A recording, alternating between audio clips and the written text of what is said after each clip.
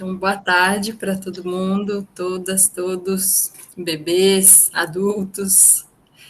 Bom, primeiro agradecer, antes mesmo de me apresentar, me reapresentar, agradecer a professora Paula Molinari pelo convite, muito agradecida de pensar junto.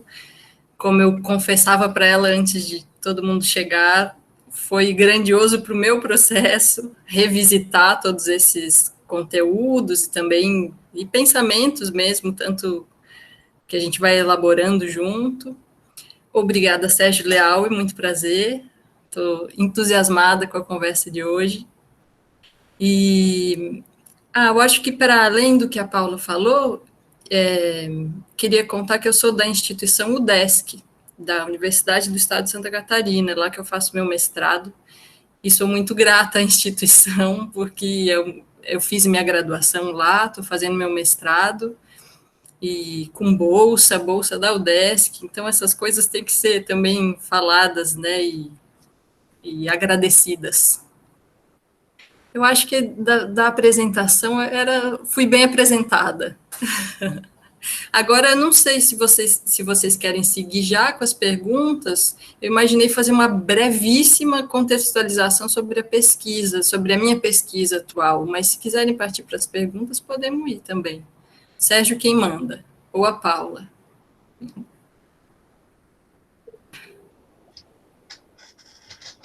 Bem, a conversa é de todos, mas se vocês me permitirem, eu gostaria sim que você fizesse essa contextualização, que eu acho que ia facilitar para o desenvolver mesmo das perguntas a seguir, né? Então, por favor. Bacana. Então vou contar, olha, muito breve mesmo sobre o que eu estou pesquisando atualmente nesse mestrado na UDESC, porque eu acho que o intuito é também a gente discutir, a partir dessa pesquisa, tentar imaginar como a pesquisa artística toca ou não essa minha pesquisa. Então, é um pouco secundário, de fato, exatamente todos os desdobramentos e conteúdos dentro da pesquisa, né?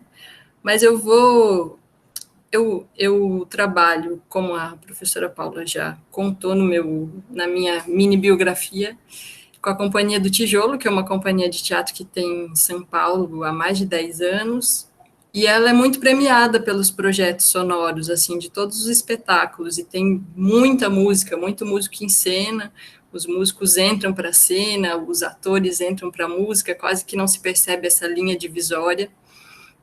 E aí eu queria, só para ilustrar, vou mostrar para vocês 2 minutos de um vídeo da Companhia do Tijolo, só para que a gente... Deixa eu botar o fone, se não dá eco. Só para a gente ficar com um referencial do que eu estou falando.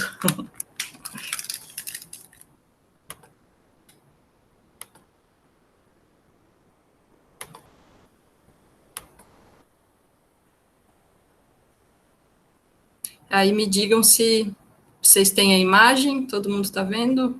Alguém me dá um retorno. A imagem sim, tá aqui.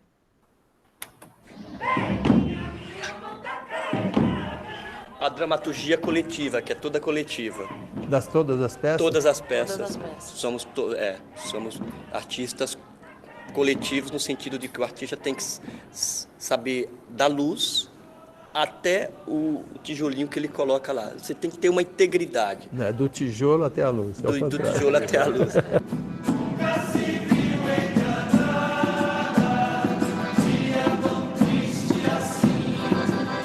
Muitos de nós, quase 80% do grupo, veio de um grupo chamado Teatro Vento Forte, que tem essa característica também, em que os atores tocam e cantam e os músicos entram como atores. Imagina o Brasil ser dirigido,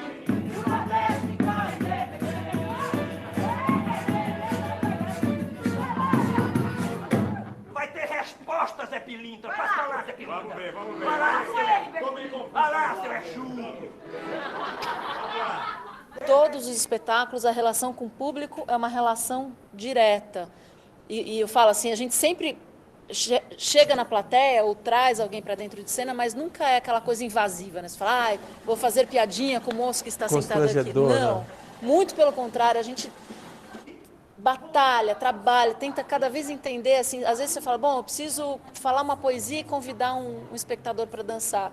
E muitas vezes eu olho no olho do espectador, começo a falar poesia e já vejo que ele abaixa o olho de cara, já vou para o do lado ou para o de trás, né? Então a gente tenta com uma sedução, numa relação E com a experiência você vai sabendo quem vai e quem não vai. Né? Então essa relação direta, eu quero falar para você, aquilo que o Rodrigo falava do patativa, que é a poesia que comunica, a gente tem essa preocupação de comunicar e de estar em relação o tempo inteiro com cada indivíduo que está na plateia. Mas quer dizer então que a senhora mora no Leblon? A senhora é muito chique, viu? Mora ali pertinho da Lagoa Rodrigo de Freitas. Você sabe que outro dia eu peguei um táxi que ficou bem parecido com você? Bem na frente de como quisesse morar aqui na Zona Sul, viu? Mas vamos parar de papo e pega uma caixa de tijolo que vem atrás de você. Pode me ajudar? Tijolo Isso é um exemplo. é o cotidiano do pedreiro. Paulo Freire dá esse exemplo. Dá esse exemplo. Eu acho que é na Pedagogia do Oprimido, né? Ele dá esse exemplo. Ele fala, eu estava no campo, na obra, e aí eu encontrei esta palavra que ela tinha significado concreto para eles, o tijolo. Todo mundo conseguiu assistir? Sim. Era até aí. Deixa eu tirar o fone de novo. Bom, então essa é a Companhia do Tijolo, a companhia que eu trabalho, e tem um espetáculo sobre Garcia Lorca, Guerra Civil Espanhola, um espetáculo sobre Paulo Freire, um espetáculo sobre Dom Helder Câmara, Dom Helder Câmara, e está faltando alguns, esse é o Patativa do Assaré, né, e eu vou falar dentro da minha pesquisa sobre o Avesso do Claustro, que é quando eu entro na companhia, eu só fiz esses espetáculos anteriores, eu não fiz, a gente ia fazer um novo esse ano, que acabou, como todas as experiências, virando vídeo, virando tela, mas enfim. E o que eu estou procurando aí dentro dessa música, né? Então, qual é a minha pesquisa, de fato? Eu estou pensando materiais e procedimentos para a construção dessa música de cena. Então, do que é feito, né? E eu me pergunto, eu me faço essa pergunta a partir de quando eu sou convidada para dirigir outros espetáculos de outras companhias, direção musical. E aí, num primeiro momento, eu não entendo, assim, porque no teatro de grupo, para quem não é familiarizado, não existe, como ele falou, tudo construído por todos, essas linhas hierárquicas são realmente muito dissolvidas, a figura da direção é quase que um olhar de fora para ordenar, né? Então, no primeiro momento, eu não entendo esse convite, bom, mas eu já estou falando tudo que eu quero para a música, eu já estou sendo acolhida em tudo que eu falo e me escutam, e o que é, então, fazer direção musical? E aí eu olho de fora e no ensaio seguinte falo, não, peraí, tem uma música acontecendo no todo do espetáculo, e como uma música tem uma forma a ser organizada, tem dinâmica a ser organizada, tem parâmetros musicais que às vezes são organizados de forma não musical, mas enfim, essa é a grande discussão. E aí, o que eu fiz, então, dentro dessa pesquisa? Eu estou aí com 1 ano e meio de mestrado, já estou na reta final, a Paula fez parte da minha banca de qualificação, agora em dezembro. É muito curioso esse percurso, eu vou falar bem brevemente, mas é que ele ajuda a gente a pensar a pesquisa artística, porque eu me formei em 2011 na graduação, e mesmo com muitos convites dos professores dizendo, não, porque você não segue já no mestrado, fica no mestrado, e a minha resposta para eles era não. E o porquê do meu não é porque eu não gosto de pesquisar e ler e escrever, era não, eu quero fazer arte, ou seja, tinha um abismo entre fazer artístico e academia, nesse momento, lá em 2011, não, eu quero tocar, eu quero cantar, quero tocar clarinete, não, mas você concilia, era o papo, não, você vai conciliar, e não era uma questão de tempo, era realmente uma divisória entre pensar e fazer, né, e tinha que ser 2 e conciliar, né, e aí depois tomo esse fôlego, aí mato a minha sede de mundo artístico, e tomo um fôlego para retornar aos livros, na minha imaginação, só aos livros, né, que também gosto muito, e também me alimenta, né, também tenho sede disso. E aí, no meio do caminho, é que eu descubro que podia a pesquisa ser uma coisa, ser uma pesquisa artística. No meio do caminho que eu descubro que tudo podia ser diferente. Então, eu sinto que a minha pesquisa mesmo, hoje, ela é um pouco retrato desses meios do caminho. Então, na primeira parte toda do meu trabalho, eu faço um apanhado formal, teórico, uma escrita completamente acadêmica, trazendo os autores. Então, eu trago 5 conceitos que eu sinto que me ajudam a compreender o fenômeno da música de cena. Vou falar muito brevemente, e aí eu paro de falar da pesquisa e já começamos o diálogo, o fim do monólogo. Mas o tema da musique, que é um conceito grego, que para os gregos seria o que musique é justo da onde sai a palavra música, então a música está dentro da musique. A musique é como se fosse uma harmonia universal que organiza som, palavra, movimento, e para os gregos isso está ligado, era um primórdio do pensamento científico, isso está ligado à ideia de logos. Tem uma divisão muito bonita que eles fazem, mas eu não vou lembrar com precisão, mas era como se a música fosse os números em movimento, e a aritmética o número parado. Então, esse é um conceito que me ajuda, assim, pô, a musique, então, já está compreendendo som, cena, palavra, então, estamos no universo que eu conheço, né? Outro autor que me ajudou muito é o Lívio Trachtenberg, que é um dos poucos compositores, um dos poucos livros que tem dentro da área da música, falando de música de cena, a partir de um compositor.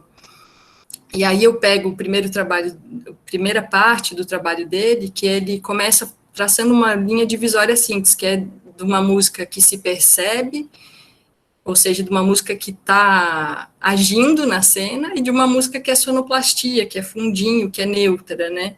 Então, de que essa tem que ser uma primeira escolha numa construção de um projeto sonoro, né, com dramaturgia.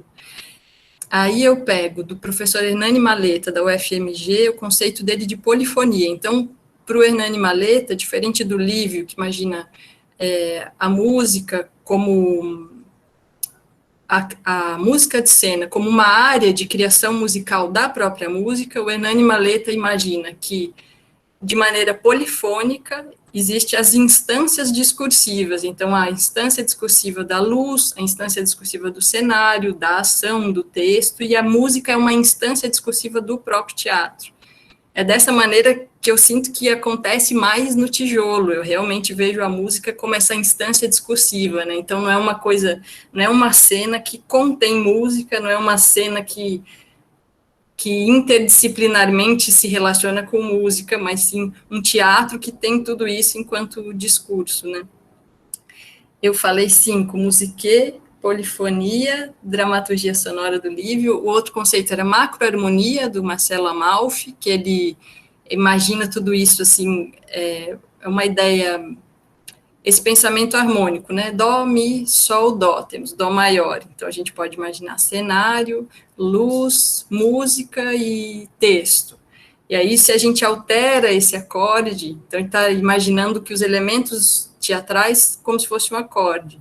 Se a gente pega, se a gente altera um dos elementos, lá, a gente tem já lá menor, não tem mais dó maior, né? Então, a gente alterando ele está fazendo um pensamento harmônico com os elementos do teatro, e aí a gente altera todo o contexto a partir de alterar um dos elementos, né? Se a gente altera a luz, a gente altera tudo, né? E, por último, o próprio diretor do Tijolo, William Guedes, que também, para minha sorte, escreve, assim, pelo menos nos documentos que a gente tem que entregar para a prefeitura, ele escreve muito bem, organiza muito bem o pensamento. E ele fala que, na verdade, nos projetos sonoros, a gente tem, a cada projeto sonoro, a construção de uma sintaxe musical, como na música contemporânea. E aí eu imagino que ele está falando música contemporânea já do século passado, né? Imaginando assim, para cada projeto, a gente faz uma nova bula, então, de como é para ser tocado essa música, né? Esse projeto sonoro. Então, na primeira parte do meu trabalho, eu faço esse apanhado conceitual. E no miolo mesmo, quando eu vou trazer, que é a parte que eu estou trabalhando agora, quando eu vou trazer os materiais e procedimentos da música de cena, aí eu já estou com um pé lá e um pé cá, a partir do encontro com a Paula, em relação ao o quanto pesquisa artística ou não pesquisa artística, que contorno vai se tomar, né? Hoje à tarde mesmo eu estava escrevendo uma carta para o William, falando dos materiais e procedimentos, aprofundando essa história. Bom, eu vou parar de falar para a gente dialogar em vez do meu monólogo, mas acho que precisava um pouquinho desse contexto.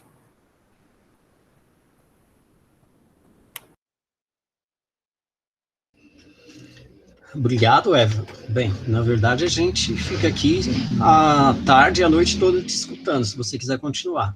Mas eu tenho algumas perguntinhas aqui, lembrando que todos estão convidados a fazer perguntas também, e só para prevenir, caso alguém esteja tímido, eu vou fazer a minha primeira para, como a Paula disse, colocar fogo na conversa, né? Essa pergunta, você já tocou nela, eu queria que você falasse só mais um pouco, se possível, como que foi o seu encontro com a pesquisa artística? Onde, como, quando e por que você se encontrou com a pesquisa artística? Como que ela faz parte da sua vida, do seu trabalho? Eu acho que o primeiro contato foi com a bibliografia do meu mestrado, que a minha linha é processos criativos, e eles botaram na bibliografia alguma coisa de pesquisa artística. Aí eu perdi a disciplina da UDESC, que eles oferecem a mesma disciplina, só que eu, por causa dos afazeres artísticos, não pude fazer a disciplina, mas fiquei muito curiosa pelo tema, inclusive encontrei o professor na rua e fiz ele me contar um monte de coisa da disciplina. E aí, quando a Paula abriu na Unesp, eu falei, bom, agora eu vou matar a minha curiosidade um pouco mais a fundo, assim, achei super legal, eu acho que, inclusive, a Paula traz novos diálogos em relação aos diálogos estabelecidos na UDESC, novos autores e um caldo para, vamos botar água no feijão. E aí, um fato curioso disso da pesquisa artística é que quando eu retorno à academia, eu me encontro com quem na academia? Com alguns artistas da cidade. Aqui em Florianópolis tem um compositor chamado Silvio Mansani, que eu já admirava muito da minha época de graduação, ele é um pouco mais velho, tem a Ana Paula Silva, que é uma super cantora e violonista. Eu falei, opa, peraí, então agora tem artista também na academia. Assim, não que antes não tivesse, mas realmente, né, mas realmente você vê que é um outro perfil também de pessoas que vai se chegando a partir da possibilidade de fazer uma pesquisa artística, porque, de fato, o Silvio está compondo no mestrado, a Ana Paula compôs. Eu só descobri dentro do mestrado que eu poderia ter feito um projeto como que eles propunham. Então, por isso a minha pesquisa caminha para lá, caminha para cá, assim, né? Mas no doutorado eu não vou perder essa chance.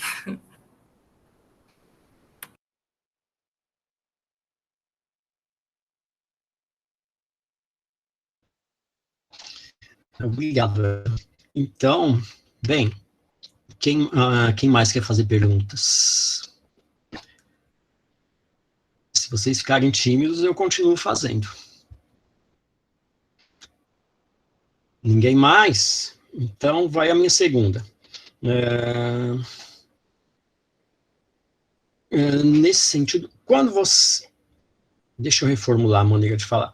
Quando você acha apropriado e quando não apropriado trabalhar com a pesquisa artística? Quando que ela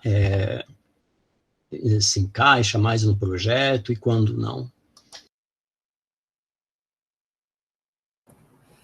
Bom, primeiro eu me sinto pequenininha diante da pergunta e, assim, acabo de ter também, né, meus contatos com mesmo com todo esse desejo de estar perto, de estar junto, estar dentro.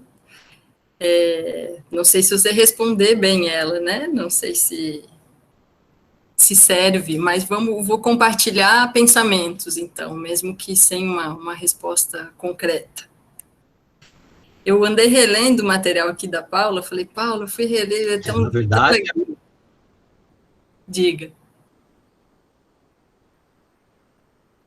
Eu não ouvi o que você disse, Sérgio. Não, eu queria dizer que, na verdade, a minha expectativa era essa mesmo, de acordo com a sua visão, com a sua experiência quanto a isso. Sim.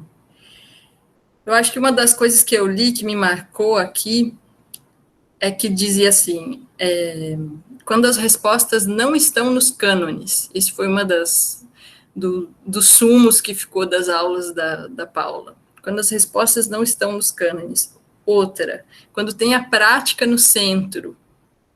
Então, eu gosto muito, eu acho muito bonito a imagem do pesquisa incorporada, porque, de fato tem eu não só com o tijolo, tem 20 anos de música para teatro no meu corpo. Então, eu estava conversando ontem com meu companheiro, a gente estava falando sobre o que era estudo e o que não era estudo. Assim, porque as pessoas adoram contar, por exemplo, que o Patativa do Assaré não sabia ler nem escrever e fez todo mundo de versos que fez, né? Mas essa imagem do Patativa do Assaré não sabia ler nem escrever, ela parece que se, por exemplo, o Patativa do Assaré fosse da Islândia, lá na Islândia, ele ia, a partir de si mesmo, analfabeto na Islândia, contar a terra e o gelo. Mas é uma grande mentira, porque na terra do Patativa, que conhece essas terras, que todo mundo é poeta, do menorzinho, da criança até o senhor, sabe que é um estudo sem fim, sem parar, é um estudo que um sabe o verso do outro, sabe de cor, sabe como que junta as palavras, sabe qual é, como está estruturado o pensamento, e estudam isso incessantemente, né? Então, eu fiquei pensando isso. Tinha um mundo para o Patativa se inventar, né? Para que existisse o Patativa. Eu acho que, pensando assim na pesquisa, em música, às vezes não tem um mundo para a gente se inventar. Tem temas que não estão. Então, eu acho que nessas horas cabe a pesquisa artística. E é claro que eu acho bem legal imaginar também que nunca é em oposição à pesquisa acadêmica, né? Que não é em negação ao pensamento científico, porque não ia fazer mal nenhum para o Patativa aprender a ler e escrever. Não ia fazer mal nenhum. Ele ia, a partir das mesmas ferramentas que ele aprendeu com o seu povo, registrar, por exemplo, ou a partir daí ler outros poetas e seguir, né? Então é esse balanço daquilo que está experienciado e ainda precisa ser dito, com o pensamento também formal que às vezes está nos livros, está condensado dentro dessa pesquisa, da minha pesquisa, por exemplo, de música de cena. Lá pelas tantas, eu me afundei num filósofo que é o Rancière, que fala da partilha do sensível. Puxa, esse contorno que ele dá me explica tanto sobre a música de cena. Então, não é negando isso, né? Mas dizendo que também tem o Rancière, que dá contorno à experiência, mas tem a minha experiência. Então, vamos juntar as duas coisas e devolver alguma coisa de conhecimento para uma comunidade acadêmica e para uma comunidade extra-academia também, né?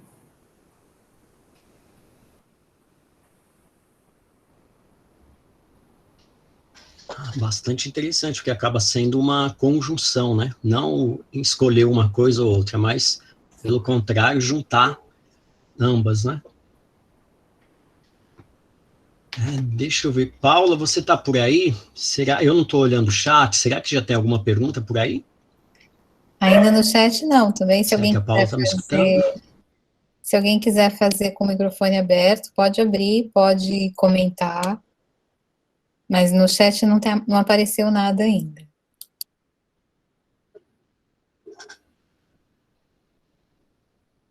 Tá. Já tem uma mãozinha levantada. Paula, por favor. É a Kitty. Kitty, pode falar. É a Kitty? Desculpa, Kitty, eu vi a mão no lado errado.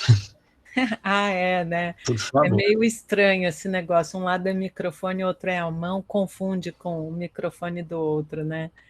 Não, mas assim... Quando tem poucos... Ai, desculpa. Não, imagina. Pode continuar, desculpa. Não, na verdade, não é nenhuma pergunta, Eva, é só para você repetir de novo para mim, se você puder, por favor. Você falou dos 5 conceitos que nortearam a sua primeira parte do trabalho com os autores que você buscou. Era mais isso que eu queria saber. Então, você fala da musique dos gregos, você falou do Lívio Trachtenberg, e aí, nesse sentido, qual é o conceito? Daí a polifonia você fala do Hernani Maleta, né? E aí depois eu perdi um pouco. Então, eu estou querendo recuperar a sua primeira parte do trabalho, a parte mais formal. Você espera um segundo que eu cato os livros aqui na minha mesa e mostro. Um segundo.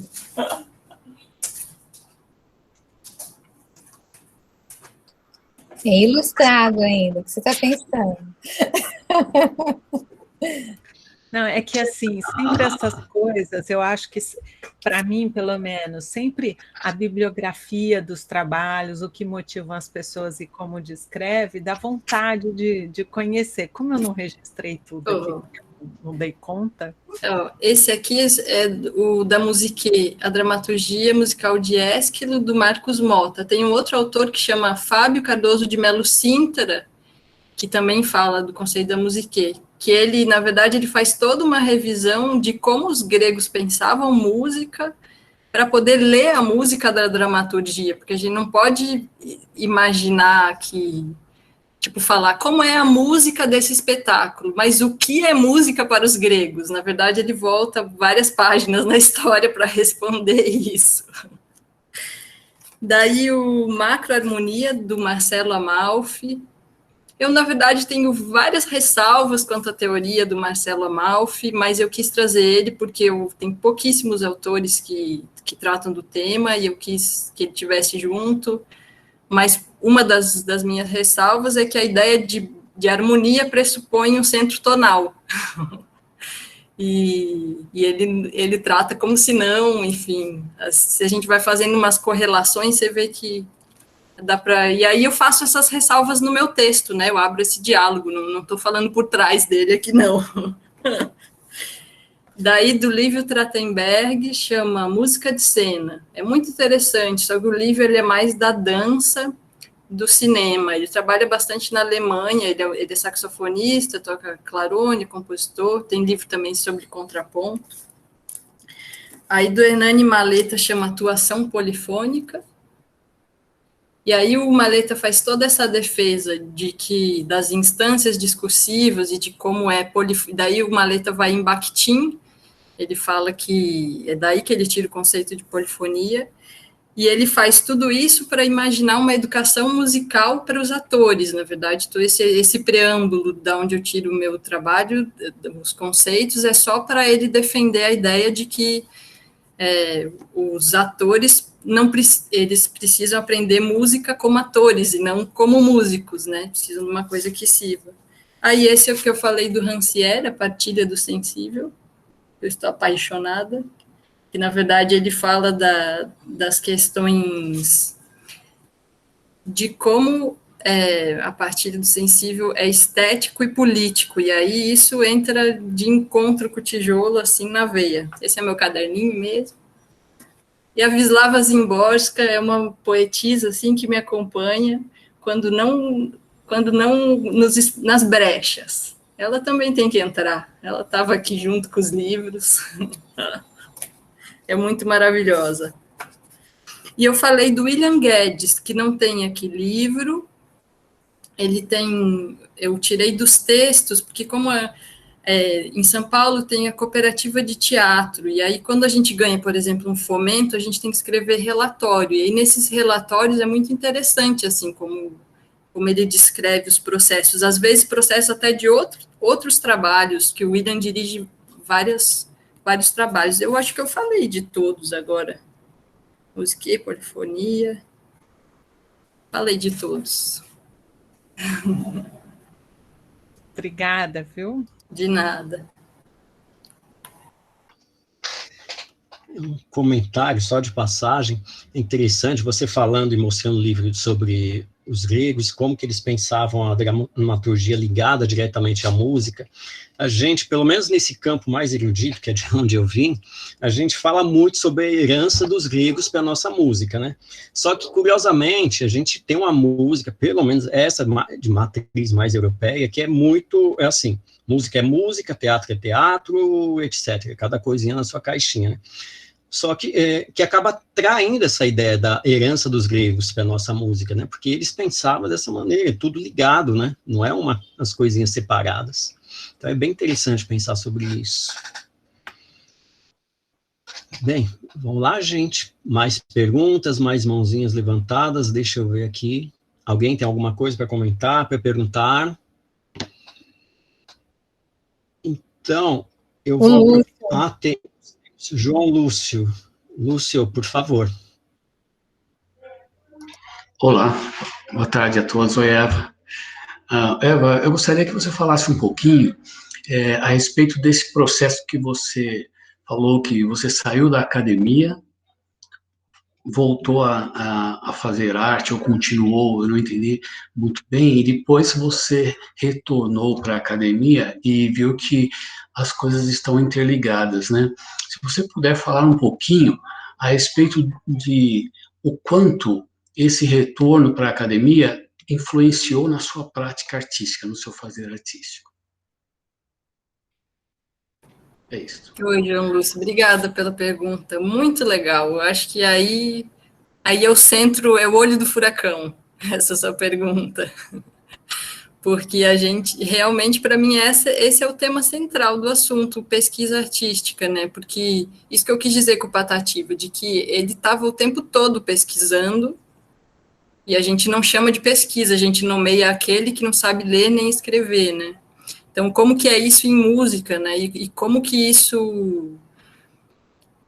Por exemplo, para mim, agora, no momento, né, com a pesquisa do mestrado, nossa, isso vai abrir, já está abrindo minha cabeça em relação a como é essa manufatura do fazer mesmo, né? São respostas para o fazer, respostas de quem faz para o fazer. Para mim é esse que é a virada que de fato não tinha, e não só não tinha, como a gente emprestava. Por exemplo, o meu trabalho de conclusão de curso, ele foi sobre a cantoria do boi de mamão. Eu brincava de boi de mamão aqui em Floripa, só não brinco mais porque tem a pandemia, na verdade, pode-se dizer que eu ainda brinco de boi de mamão, se não fosse a pandemia. E a cantoria do boi de mamão brilhava os meus olhos de do que acontecia nesse canto, para que era esse canto, o que ele movia. Na época, que recursos eu tinha em termos de pesquisa? Uma etnografia. A etnografia era o que mais se aproximava. Não, você quer falar do boi de mamão? A etnografia, não, mas eu estou falando, eu brinco de boi, eu que canto o boi de mamão. Numa época era eu que era cantadora oficial do grupo lá, do Arreda Boi, da Barra da Lagoa. Não, mas é etnografia, e você é insider da etnografia. Então, a gente, inclusive, empresta, né, todos os métodos das ciências sociais. Eu acho que a grande virada é isso. A gente vai, talvez, no decorrer desse pão que a gente está aqui amassando juntos, todos nós, homens, mulheres e bebê. Talvez a boquinha da Catarina já chegue um pãozinho quentinho, prontinho, que a gente amassou junto aqui, e que não precise ser, a etnografia não é um recurso do qual as pessoas duvidam, desconsideram ou questionam, né? A etnografia não, é consolidado, você vai lá, vê uma situação do outro e descreve. Não, mas o outro sou eu. Não, então você descreve de dentro, então faz uma auto, então... Eu acho que esse é eu vejo que eu poderia, por exemplo, de dentro da academia, com a possibilidade da pesquisa artística, até de que todos os meus fazeres artísticos poderiam estar compreendidos dentro da academia, só que eu só descobri na metade do curso de mestrado, essa é a parte, assim, ingrata do destino. Não sei se eu te respondi bem, se quer complementar com... Obrigado.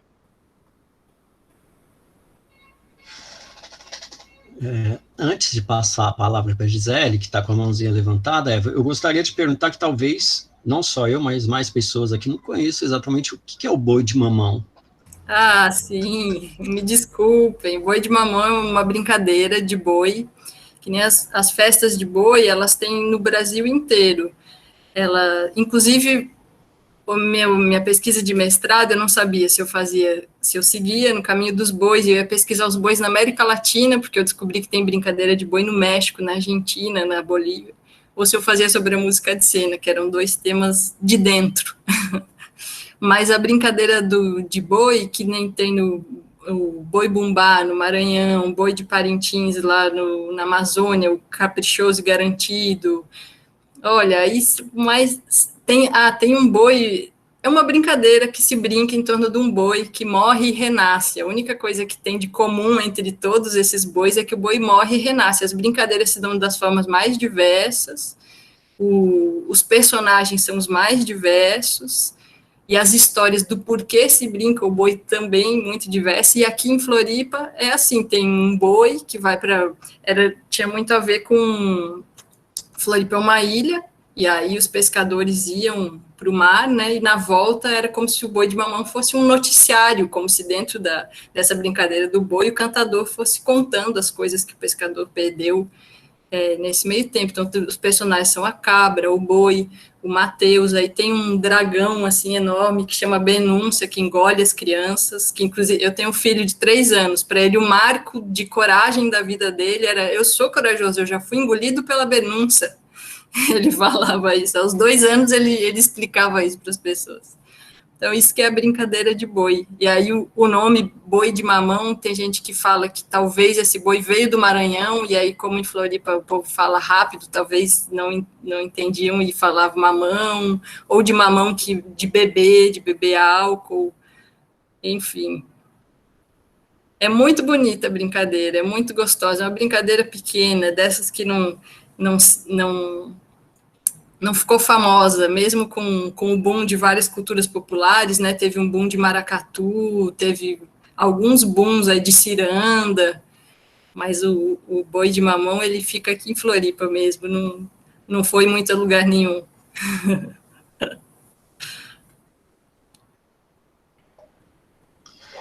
Obrigado. Gisele, vamos lá? Oi, Eva. Oi. Linda, eu fiquei numa dúvida, não sei se no início, para mim eu fiquei um pouco na dúvida quando você fez a apresentação, o recorte da tua pesquisa, como você não participou de todos os trabalhos da Companhia do Tijolo, você escolheu um trabalho, é isso? Isso, sim. Que foi o Avesso do Claustro. É mais uma contingência sobre o tempo também do mestrado, essa escolha. Entendi. Que no meu projeto inicial do meu ingresso, porque eu já assisti 1000 vezes todos. E aí você acaba considerando, imagino, né, de alguma forma. É que assim, o que eu fiquei na dúvida, Eva, mesmo que você tenha falado que a pesquisa artística em si, né, o tema, enfim, o estudo tenha entrado mais no meio do processo já do mestrado, eu fiquei pensando se a tua pesquisa, o fazer da tua pesquisa, acabou, e já com esse olhar da pesquisa artística, mesmo tendo entrado já um pouco mais adiantado e tal, isso acabou você já sentiu influência e alterações e transformações, por exemplo, na sua própria atuação enquanto artista nos processos da companhia, mesmo que este ano tenha se alterado, né, porque acabou sendo mais para o audiovisual, você teve a possibilidade, né, de já experimentar a pesquisadora já transpassada pela pesquisa e na atuação? E outra coisa, caso isso tenha acontecido, se essas transformações todas, se elas foram também consideradas no registro da própria pesquisa acadêmica. Na verdade, foi meio tudo junto, assim, né? Porque eu fiz a disciplina da Paula contigo, com a turma, agora no segundo semestre, já pandêmico. Então, o que aconteceu? Em janeiro, a gente estava ensaiando o espetáculo novo, ensaiando não, né? Criando o espetáculo novo, que ia se chamar Tá Tudo Treta e a Poesia Rege. E aí, ensaiar no tijolo significa de segunda a sexta, 5 horas por dia, né? Esse é o volume que a gente se junta. E aí eu lembro de, sim, já estar nesse momento lendo, eu até cheguei a pensar em trocar o tema do avesso para esse processo em construção. Falei, não, então vou falar do que eu estou fazendo agora. E até porque eu estava lendo Paul Zumthor, que vocês sabem que eu amo muito. E aí eu falava, não, era tudo, o trabalho novo, tudo sobre poesia, sobre a palavra dita. Eu falei, não, aí eu leio tudo do Paul Zumthor e pronto. E aí pronto, não preciso nem... Vai ser uma coisa viva e tal. Só que aí veio a pandemia e parado, né? Essa experiência do vídeo, ela é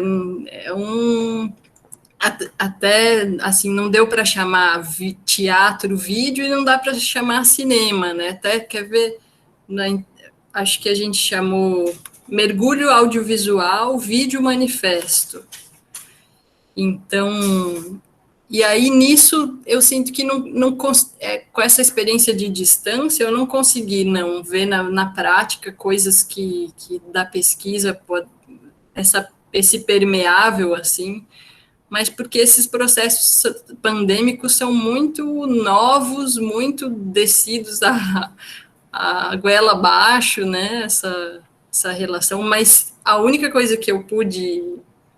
E qual foi a sua outra pergunta, se isso está no texto, né? Eu acho que isso vai estar no texto, de alguma maneira, sobre os processos. A única coisa que eu sinto desse momento de pesquisa, que fez aparecer mais forte, por conta, inclusive, da pandemia, foi esse tema da partilha do sensível, de entender, bom, o que é distintivo, então, do meu objeto em relação aos outros? O que é distintivo? Qual a diferença? Não, peraí, essa música, esse projeto sonoro da Companhia do Tijolo, pelo menos, mas de vários teatros, é para ser compartilhado corporeamente. E isso é um divisor de águas, é assim, porque a música... Eu lancei música no Spotify, eu fiz show online, eu fiz live no Instagram, não sei o que, no YouTube. Enquanto musicista, no meu ofício puramente musical, eu compartilhei música.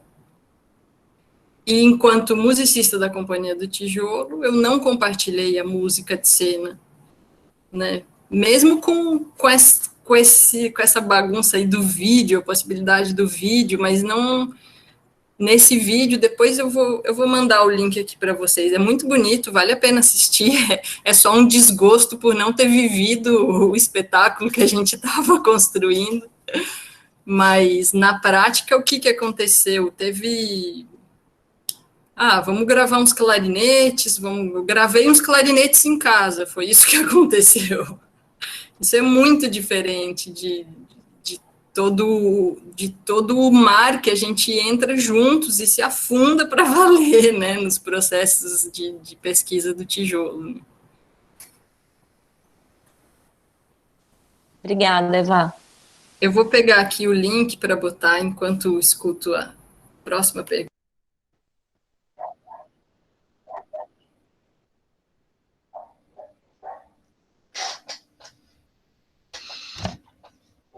Mais alguém? A Luciana Rodrigues, por favor, Luciana, a palavra é sua. Olá, pessoal. Oi, Eva, tudo bem?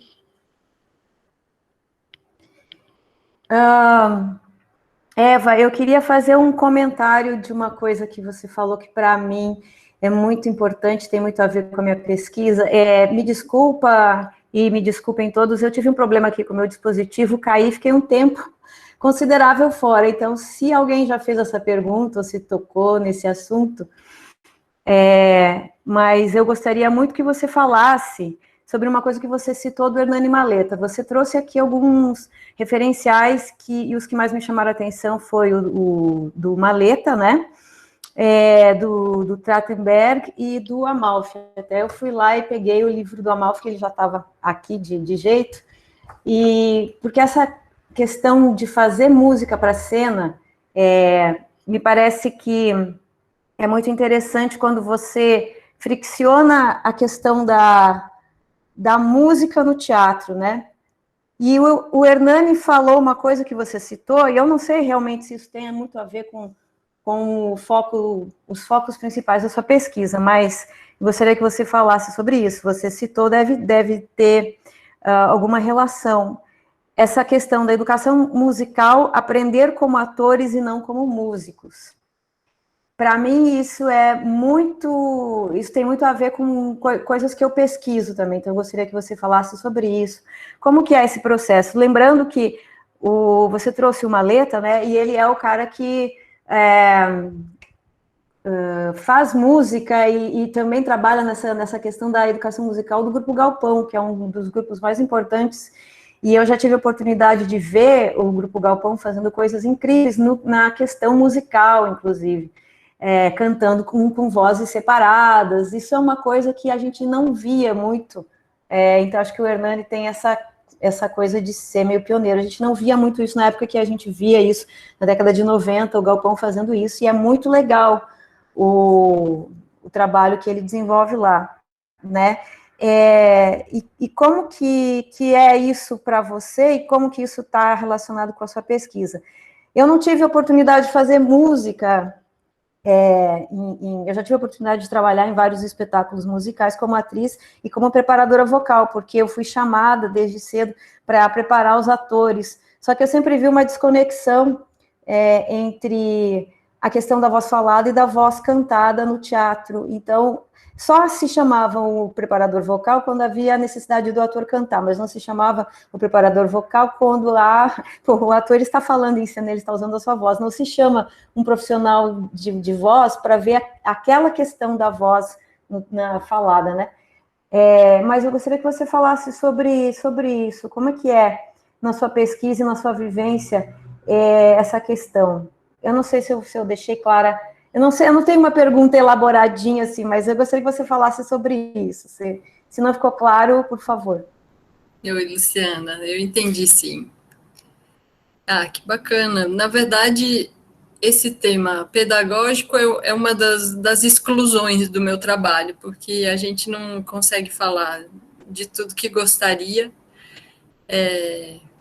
que eu gostaria, assim, de falar desse tema também. É bacana principalmente porque o pedagógico nunca está separado, né?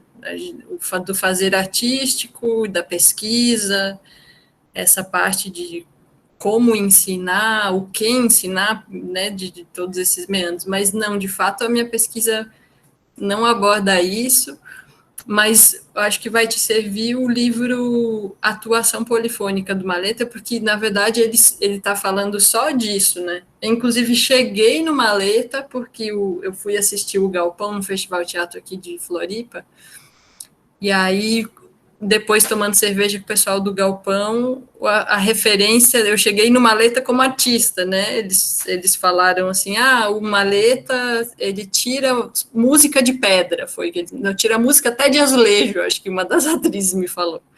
Eu falei, bom, então vamos atrás dessa pessoa para ver como que é a relação, né? Mas eu fico pensando, enquanto pessoa da área da música, né? Porque, de fato, ainda que eu esteja um pé lá, um pé cá, quando o assunto é música de cena, mas, de fato, eu sou uma pessoa da música, né? Tenho minha formação em música, eu vivo como uma pessoa da música, né? Passa o carro lá embaixo, a gente ouve, daí se passa o outro dizendo pipi, você ouve, pipi, né? Isso é a pessoa quando ela é da música, né? Eu fico imaginando, assim como o Hernani propõe uma atuação polifônica para os seus atores, e ele propõe todo um outro sistema de notação, inclusive, para os atores aprenderem, eu fico pensando no caminho contrário. Eu fico pensando Um dia uma pessoa me perguntou como faz para participar do tijolo. Eles abrem a audição, tem teste. Eu nem conseguia responder para ela direito, porque quem é do teatro, e você deve saber isso, Lu, eles só querem que o músico saiba que ele está em cena. Isso aí já é enorme. Se o músico sabe que ele está sendo visto, que o corpo dele está presente, que o corpo significa, que o corpo, o gesto, a ação, que isso significa e compõe como a música. E então eu fico imaginando que precisaria ter também um estudo no caminho contrário, fazendo o fluxo contrário do Hernani, fazendo então um estudo cênico para os músicos. Porque senão o que acontece, quando eu trabalhava no Vento Forte também, eles preferiam trocar um clarinete por um pandeiro, mas contanto que o pandeirista já fosse músico de cena. Então, chega a esse ponto, assim, né, de realmente ter um pensamento, assim, que ele não é musical, né, que é um pensamento, não, vamos garantir que essa pessoa... Para me substituir no avesso é sempre um pepino, porque eu toco clarinete, percussões e canto. Isso foi se dando ao longo do processo. Só que é muito difícil achar um músico. Quantos clarinetistas eu conheço? 20, sei lá. Mas está aí uma pessoa que toca clarinete, que saiba estar em cena. E como que se explica esse saber estar em cena, né? Eu acho que isso é uma outra pesquisa, né? Um outro tema, e ele tem a ver com a educação, ele tem a ver com... Tem uma pesquisa da professora Valéria Bittar, chama Músico e Ato, e ela conta como o texto musical foi desligando o músico do corpo. É muito doido, né? Muito legal. Posso só comentar essa última coisa que você falou? Porque isso também significa uma dor, assim, no meu trabalho, porque eu sempre trabalhei na intersecção do teatro com a música, e não tenho formação acadêmica na música, mas eu vejo essas questões que você fala mesmo, que são muito importantes, da dificuldade. E aí, quando caiu aqui a minha conexão, vocês estavam falando sobre a questão da Grécia, dos gregos, e como eles juntavam tudo. Eu acho que o segredo talvez esteja aí, né? Como a gente departamentou e a gente botou em gavetas os conhecimentos, mas às vezes eu acho que o conhecimento, quando você vai adquirindo o conhecimento cênico e o conhecimento musical, se a gente pode falar assim, ali naquele momento a coisa é artificialmente separada, mas se a gente fosse por um outro caminho, talvez o caminho ainda a ser descoberto, talvez a gente conseguisse colocar tudo junto e fosse crescendo esses dois conhecimentos juntos, né? Porque, como você falou, né, essa questão do músico que não sabe o que o corpo dele significa quando ele está em cena, né?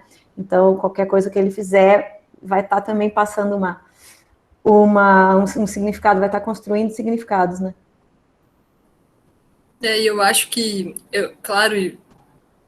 Esse é um dos pontos, né, que eu vou lá no grego, porque o grego está escrito lá no papel, a gente sempre homens, sempre brancos, sempre gregos, né, mas eu sinto que um lugar onde isso está, assim como a musique, é nas nossas culturas populares todas, né, tá tudo misturado, né, tá tudo lindamente interligado, acontecendo plenamente, cheio de sabedoria, né. Você vai ver um boi aí do Maranhão, onde a Paula está. É isso, tem a cena, tem a dança, tem a música. Tudo junto.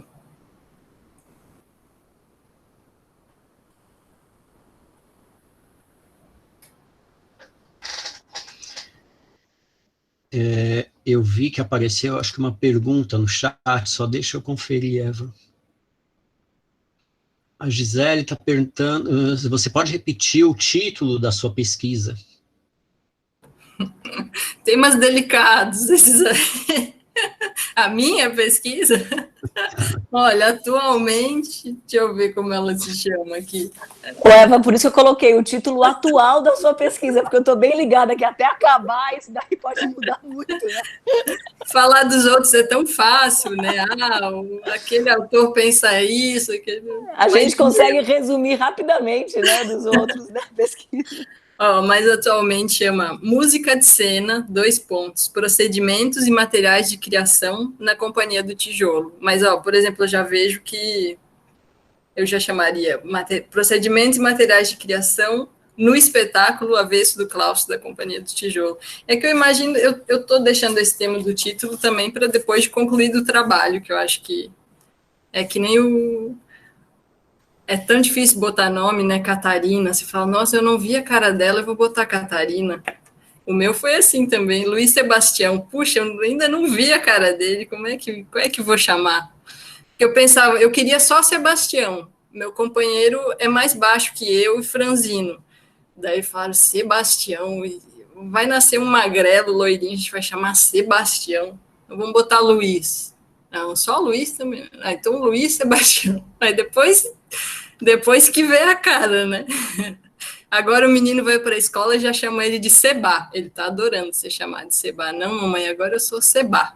Então tá bom.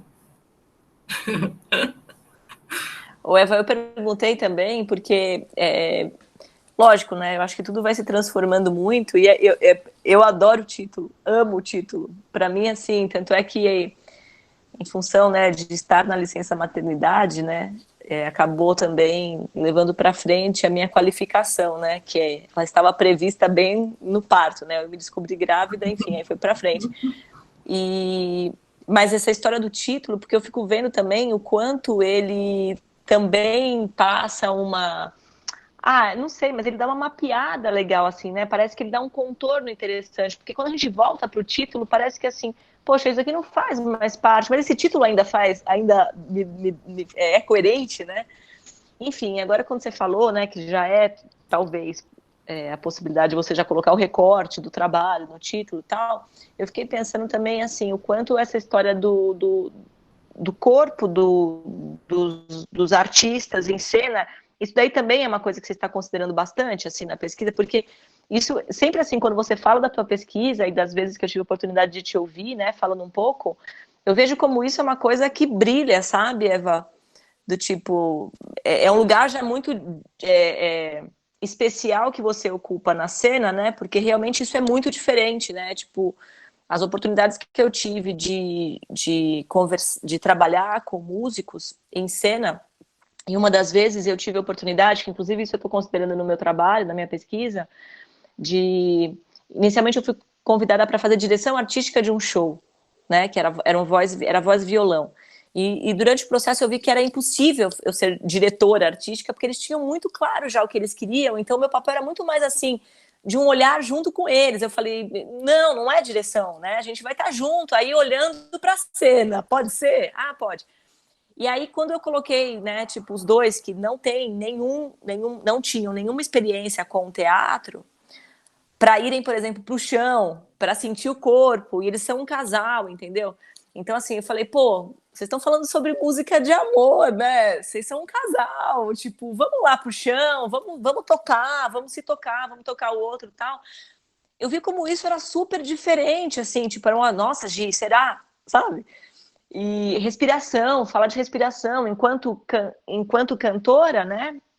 No caso da cantora, era óbvio, ela é super afinada, maravilhosa, tal. Agora, quando eu falava, porque ela queria incluir poesias, né, no espetáculo, quando eu falava para ela também considerar essa respiração e o corpo dela na cena, falei tudo, pegar o microfone, é o gesto, é uma dança, tudo é uma dança, né? Para mim tudo é dança. E aí eu falei, puta, que eu não sabia que isso era tão distante, né, para o músico. E às vezes que você me fala, sempre me parece que isso brilha muito também, sabe, Eva? Esse lugar, né, seu, que aí é muito, né, tipo, a artista Eva, que é musicista, multi-instrumentista, né, e é cantora, e é compositora, e é da cena, teatral, né, cênica mesmo.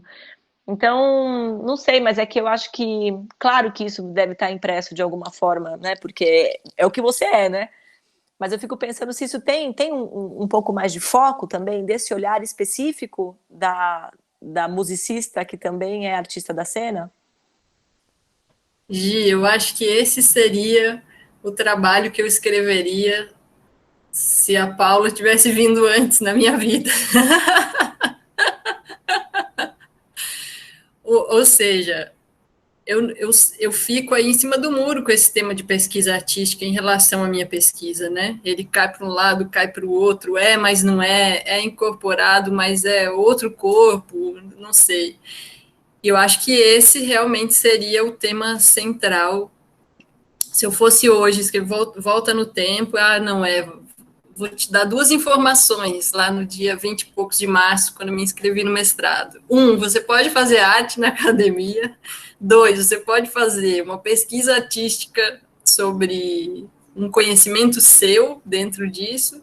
Porque qual é o pensamento da gente? É que isso não tem valor. Na verdade, é isso. Você pensa assim, olha só, vou trazer autores para dialogar um tema contribuído, não sei o quê.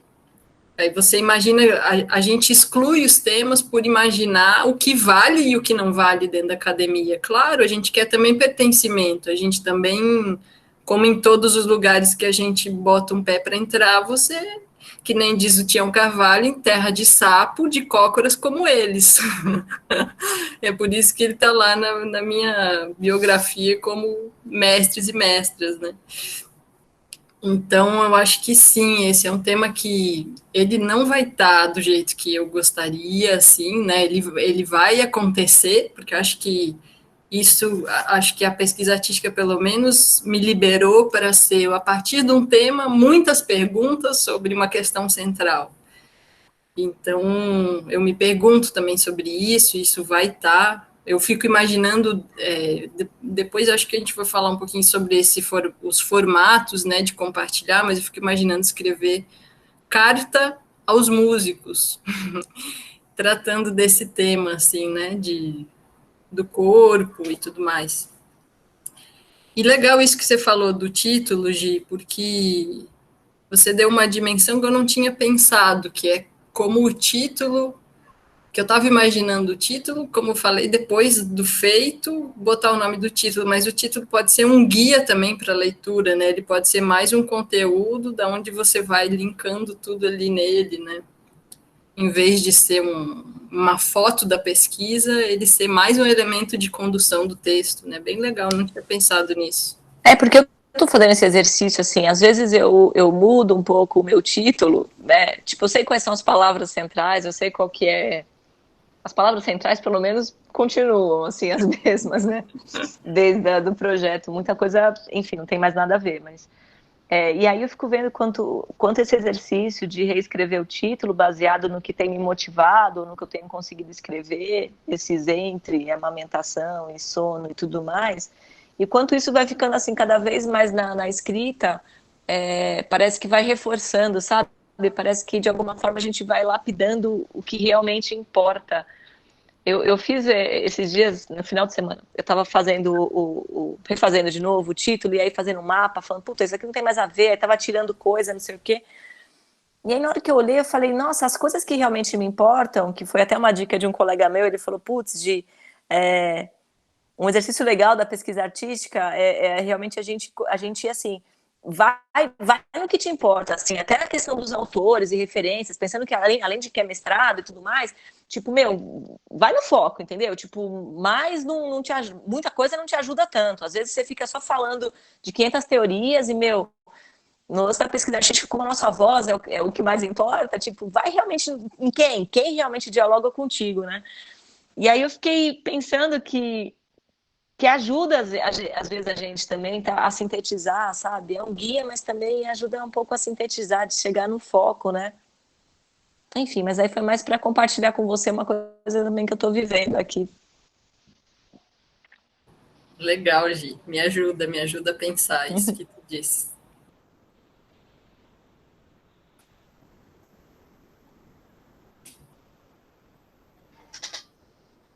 Eu queria aproveitar, antes de olhar se tem alguém para fazer perguntas, já que a Gisele tocou nisso, queria te perguntar, Eva, quanto à questão da forma de escrita do trabalho acadêmico da área da música, o que você, essa experiência com a pesquisa artística, você viu alguma transformação, sei lá, claro, tem o fazer, mas será que o conjunto disso também acaba não transformando, trazendo uma nova forma de pensar a escrita? O que você acha disso?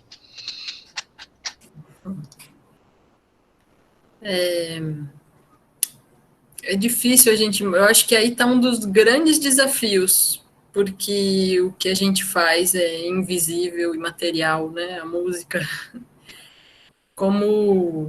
e a gente já passou por esse desafio ao longo da história, lá atrás, aí parecia que a partitura ia resolver, né, alguma coisa, aí parecia, nossa, olha só.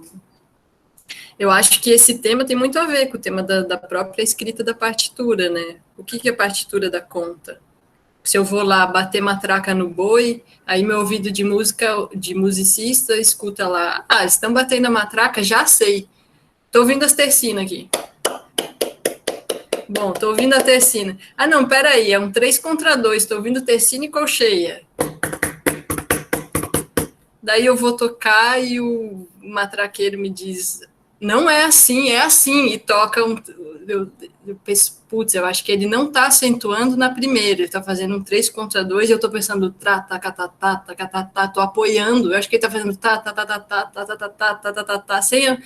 Daí eu vou lá e faço Maranhão, meu tesouro, meu torrão. E aí, puxa, ainda, daí me diz, não é isso. Aí nossa, eu acho que ele está fazendo um 3/2, sem apoiar, fazendo um magode que é um pouco mais acelerado. Eu acho que ele está, tipo, puxando a música de um jeito e eu estou ainda na ideia do 3/2, me fixando ali em cada célula, né? Vou tentar fazer isso. Daí ele faz uma cara de, aí agora tá quase, né? Então, do que a nossa escrita musical dá conta, assim, né? Ela dá conta de anotar tercina e colcheia. Tá. 1, 2, 3, 1, 2, 1, 2, 3, tá. Então, a nossa escrita musical já não dá conta da nossa música. Enquanto diversidade, enquanto nuance, enquanto brasilidade mesmo, porque aí eu acho que a pesquisa artística ela vai abrir, sem querer, essas brechas também, né? Ela vai abrir essa brecha do tema, do conteúdo, daquilo que eu falei que talvez não tivesse valor, ela vai abrir a possibilidade de outros valores, né? Que eu estou imaginando, né? Na minha imaginação, aí vocês imaginem junto comigo. E aí eu fico pensando como a gente compartilha conhecimento incorporado dentro da academia, né? Então, claro, o texto acadêmico formal dá conta, ele dá conta de parte, que nem a nossa partitura dá conta, porque embora não use lá para explicar o 3/2 da matraca, de fato, para milhões e milhões de temas, a gente pega e compartilha uma partitura, anota e manda lá para a pessoa que você quer que toque, né? Ou mesmo eu para... Enfim, a gente usa partitura para tudo, né? Para registrar a música. Mas, bom, então eu fico pensando isso. Que formas sonoras de compartilhamento de experiência de pesquisa artística em música, né? Como seria isso? Então, com essa sua pergunta, te respondo com mais perguntas. Que formas abstratas, textuais a gente teria, né? Por exemplo, desenhar, fazer outras mídias, né? Ou, por exemplo, o vídeo, né? Como que a gente está aí o dia todo colado na tela. Hoje, por exemplo, em teatro, eu sei que eles já estão fazendo vídeo-artigo. Então, é um artigo que é um vídeo-artigo, não é texto, né? Não é texto escrito, palavra. Então, é doido mesmo pensar, né, na música, como que formatos, que mídias que atenderiam às nossas demandas de compartilhar aquilo que a gente processou enquanto conhecimento, né. Eu, dentro da minha pesquisa, lá pelas tantas, além da Paula Molinari, que me abriu essas portas do entendimento da pesquisa artística em si, eu fiz uma disciplina com a professora Luciana Lira, da UERJ, ela é atriz e chamava, como é que chamava? Escrita performática, pureza e perigo. Então, qual era a ideia da Lu? Que a gente experimentasse nessa disciplina outras possibilidades de escrita. E aí a gente leu muita coisa. Deixa eu ver se eu acho. Vou ler um pedaço para vocês, porque é muito maravilhoso. Deixa eu ver se eu acho. Mas, enfim, dentro dessa disciplina da Lu, eu experimentei a possibilidade de escrever carta. E achei que essa possibilidade da carta, dentro do meu projeto, como eu estou narrando materiais, procedimentos do espetáculo que já aconteceu e que eu estava lá, o fato de ter um endereçamento, eu realmente ter uma pessoa de verdade do outro lado, para quem eu vou elaborando esse pensamento, é completamente diferente de eu num texto acadêmico formal e relatando coisas que aconteceram. Então, é um relato para ninguém, ou um relato para uma comunidade acadêmica, ao invés de uma memória que a partir do endereço, assim, não, hoje de manhã mesmo eu estava escrevendo para o diretor da Companhia do Tijolo, mas ontem estava escrevendo para a Ivone Gebara. A Paula certamente vai ganhar uma cartinha aí. Então, enfim, dentro do meu trabalho, esse foi um dos caminhos que eu encontrei e que eu ainda não sei se eu vou seguir ou não, é tudo processo, é genuinamente pesquisa. Né? Agora, quando a gente está compartilhando com os outros, até parece que a gente tem alguma certeza, né? Mas é genuinamente pesquisa. Eu vou ler um pedaço da Rosane Preciosa, que ela falando desse processo de afastamento de si para a escrita, enfim. Sou estrangeiro em meu próprio texto, e confesso que não sinto nenhum incômodo nisso, afinal há tantos devires me atravessando, funcionando nessa temporalidade chamada mim, que acabei me convertendo numa espécie de câmara de ecos, das sensações a que vou me expondo. Precisei registrá-las e fui arremessada à página de forma incondicional. Desencadeou-se um processo de produção de um tipo de escritura fragmentária a qual me abandonei. Ao sabor das experimentações com que ela me acenava, me espantei ao me ver forçada a explorar estados inéditos de mim mesma, a me defrontar com situações que fugiam sistematicamente o controle. Isso me pareceu bastante absurdo, por vezes perguntei que fluxos são esses que se intrometem no meu corpo e me arrastam para esses abismos de sentido, revolvendo o chão firme em que eu acreditava pisar. De onde eles vêm? Que risco é esse que preciso aceitar? Foi experimentando, e não sem temor, que busquei dissolver minha claustrofóbica identidade, moldada num modo de existência que insiste em desqualificar o informe, o imprevisto, o incerto, o instável, o incalculável da vida. Exatamente com essas riquezas, consideradas refúgio pela razão, procurei construir um abrigo existencial fluido, um espaço hospitaleiro aos meus estranhamentos, que cuidasse das transformações que vão se produzindo na subjetividade. Então, enfim, esse livro eu recomendo, o livro da Preciosa, Rosane Preciosa, ela chama. Porque você começa a ler ele e tem vontade de citar ele do começo ao fim, esses que tem que abandonar o marca-texto para não gastar inteiro, assim, sabe? Deixa eu achar aqui. Rumos discretos da subjetividade, sujeito e escritura em processo, da editora da URGS, de 2010. Então, é legal que ela fala isso, engraçado, né, que eu falei que achava que não servia, então ela fala, moldada no modo de existência que insiste em desqualificar, né, o informe, o imprevisto, o incerto, o instável, o incalculável da vida, né. A gente acha que não vale, né, esse incalculável. E aí cheguei nas cartas, enfim, vou ler para vocês, eu juro ser breve. Deixa eu achar aqui.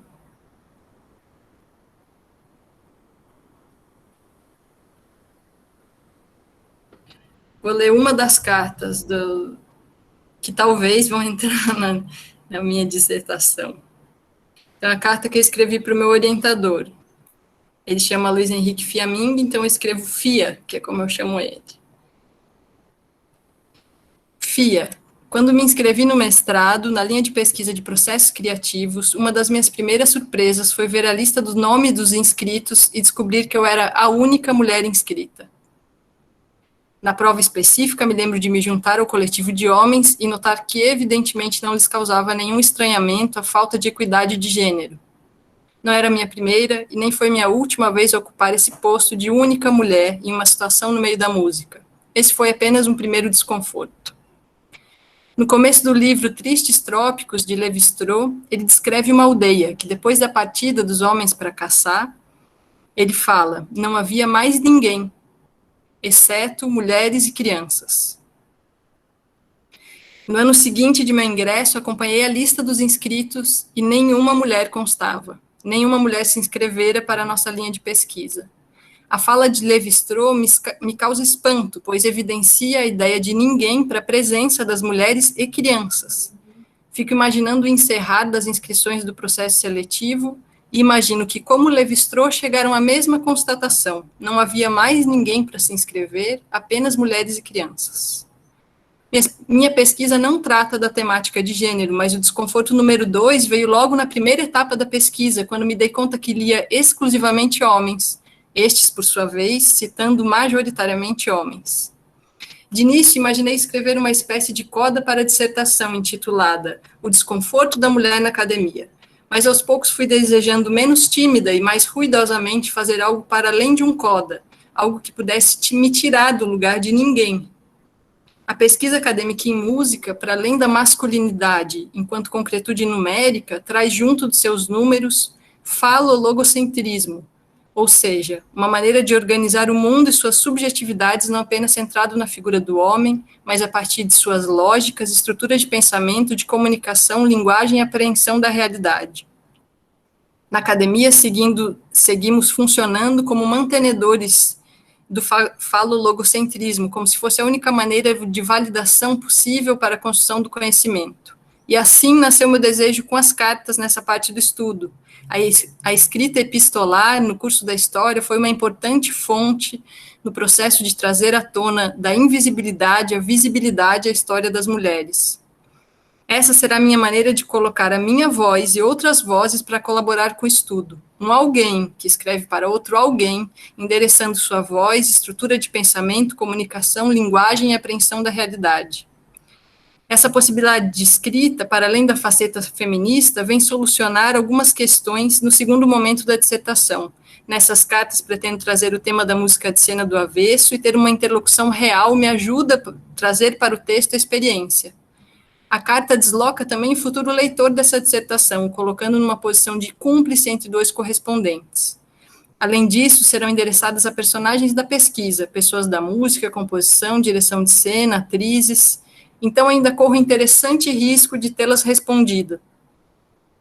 Esse experimento de um texto performativo, que acontece timidamente nas pesquisas em música, nas outras linguagens como design, artes visuais e até mesmo na antropologia, estão sendo amplamente usados, gerando matizes e poéticas na produção de conhecimento.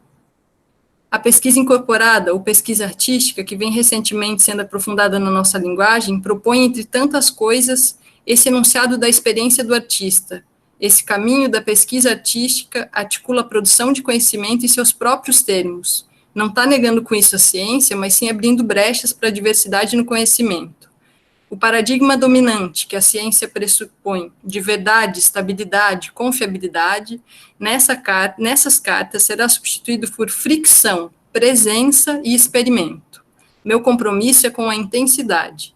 Essas mãos que escreveram o texto não querem se distanciar das mesmas mãos que tocam os instrumentos em cena. Com as cartas revelo meu conhecimento situado e, ao mesmo tempo, fujo da armadilha da autorreferência no texto acadêmico formal. Me esquivo também da colisão entre o texto formal e uma experiência vivida no corpo. Evidente que no caminho acadêmico formal seria completamente possível solucionar as questões da pesquisa. mas fico contente em ser uma artista pesquisadora que pertence ao seu tempo e, junto com tantos outros artistas pesquisadores, abrem brechas, fazem fissuras para uma produção de conhecimento que permita a figura do artista na academia. A ideia é fazer da escritura um próprio objeto experimental, ou ainda, como o próprio nome da nossa linha de pesquisa diz, um processo criativo. As cartas, ao invés de serem uma simples mediação da experiência, são experimento e vida presente. Tenho também muito apreço pelos leitores e suspeito que os nossos formatos científicos muito frequentemente criam poeiras nas estantes virtuais dos trabalhos acadêmicos. Essa dissertação é para ser lida, a pesquisa é para ser lida não apenas pela comunidade acadêmica. Eva Figueiredo, 14 de outubro de 2020. Desculpa, um pouco longo, mas acho que ajuda a ilustrar.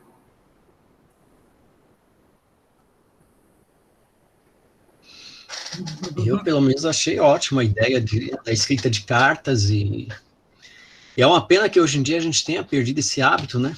Talvez agora ele seja resgatado na era do e-mail ou mais que isso. Talvez agora seja resgatado de uma outra maneira, como esse exemplo que você está dando. Né? Alguém quer falar, eu escutei. E é bacana que, de verdade, esse modo de escrita, ele, na prática, de verdade, me sugere outras coisas, outros caminhos, assim. Realmente não é uma... Porque eu nem faço tanto, apesar de defender com afinco no texto, né? No texto a gente é uma figura, né? Na vida real a gente tem muitas dúvidas, né? E ainda bem, é isso que faz a pesquisa ser sincera também, né? Então eu nem faço tanta questão que tenha as cartas, que seja esse mote, mas para ser bem sincera, se eu fosse obrigada hoje, não, por exemplo, se o meu orientador, ele é um querido nesse sentido, ele me deixa super livre para os formatos, né? Mas se ele me dissesse, não, isso não cabe, a gente vai fazer uma escrita acadêmica formal, eu escreveria a carta enquanto processo de conteúdo, para a partir desse processo transformar numa escrita formal, é o caminho que eu faria hoje. Porque realmente a escrita endereçada da experiência me sugere novos conteúdos, outros conteúdos, ou profundidade dos mesmos conteúdos, né? É por isso que eu trilho esse caminho, né?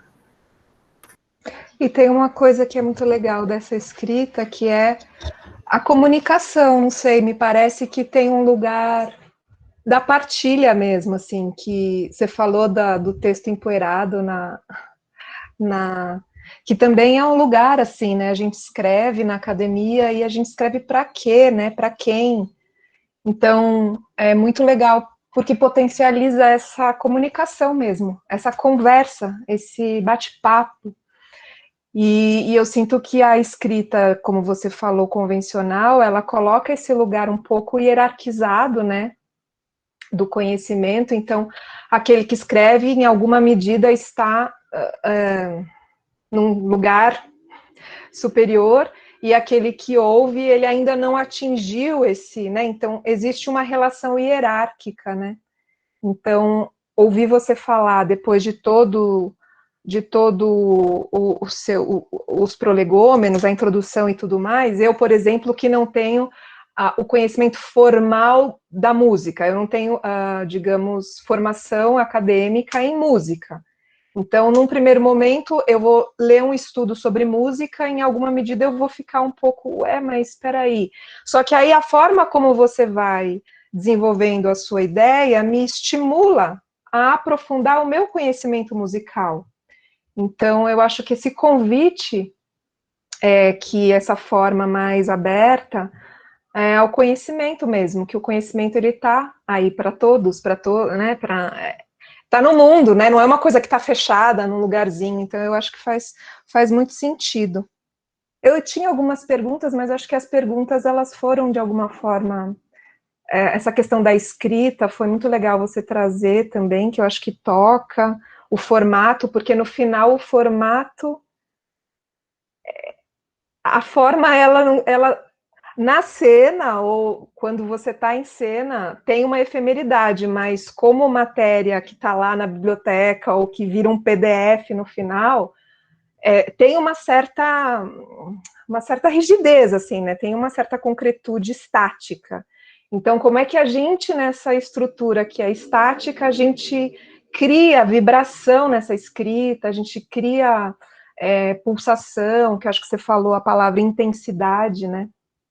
Então, são muitas questões, mas talvez gostaria de ouvir você falar um pouquinho mais sobre essas fricções entre o teatro e a música, porque acho que, assim, tem um contexto que é bem específico, né, Eva, que é a música num grupo de teatro, mas também um grupo que também tem um processo e uma forma de produção que também é bem específica, porque está relacionado com um formato bem deshierarquizado e bem coletivo. Então, acho que tem várias nuances nesse processo coletivo e colaborativo, que eu não sei em que medida isso está no teu trabalho, e que eu acho que tem contribuições, e acho que quando a gente fala de corpo, do músico, eu acho que tem essas questões no teatro também, né, assim, para os atores e para as atrizes, essa questão do texto, que é onde eu pretendo brincar na minha pesquisa, também não é muito fácil essa coisa do texto, e a gente é uma sociedade que separou tudo, né, então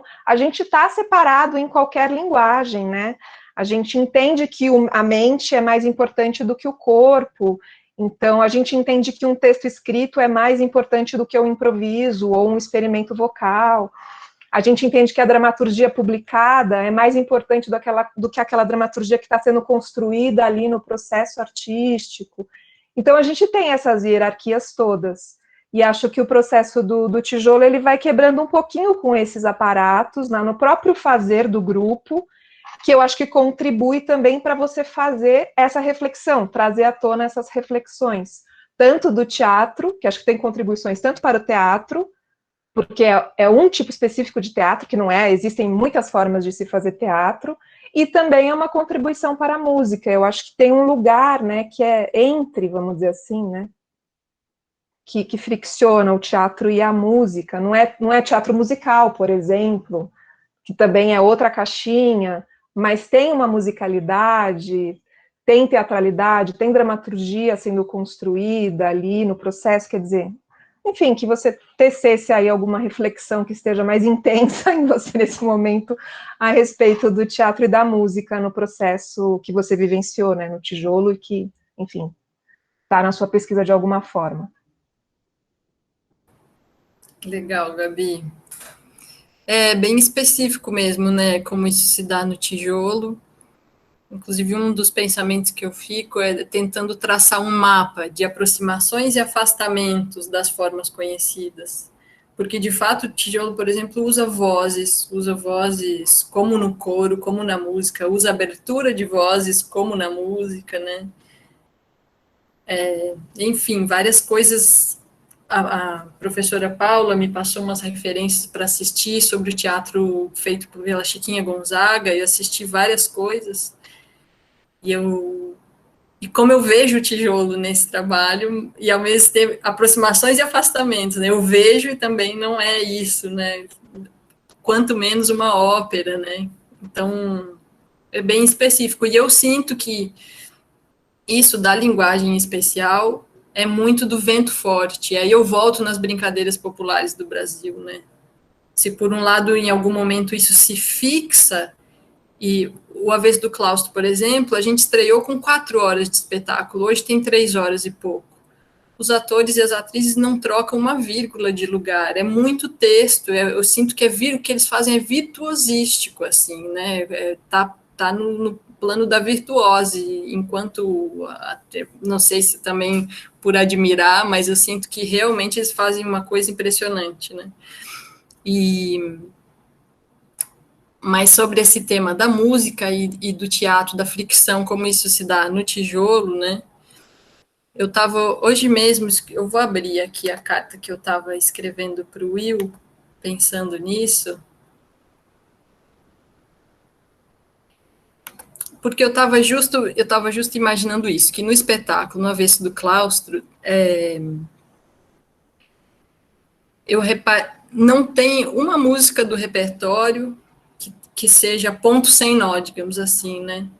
Então, uma das perguntas que eu faço para ele na carta, eu faço 2 perguntas para ele na carta. A primeira é,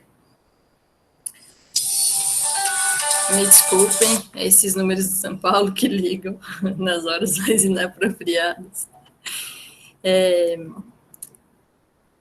O espetáculo Cantata para um Bastidor de Utopia segue a forma de uma cantata. Quando a gente estava no processo do Avesso do Claustro, por falar de Dom Helder Câmara, e pelo Dom Helder Câmara citar uma missa dos negros, o diretor musical trouxe a Missa Luba, que é uma missa no formato da missa, Kyrie, Glória, Sanctus, Agnus Dei. Acho que eu falei tudo fora de ordem, mas é no formato da missa. Ele trouxe essa missa para dentro do espetáculo. No processo criativo, em 2016, a gente tinha um desejo inicial de que, então, a forma musical acompanhasse a forma teatral. Então, que esse fosse o elemento ordenador da dramaturgia.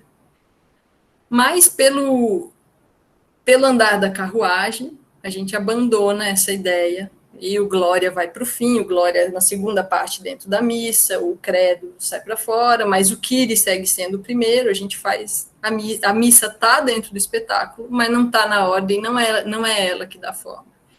E eu lembro de, na época, ver o Dinho, que é o ator que faz o personagem principal, e o Will conversando sobre isso, sobre esse desejo, e pensar, nossa, como o diretor musical constrói forma de uma coisa que não está construída.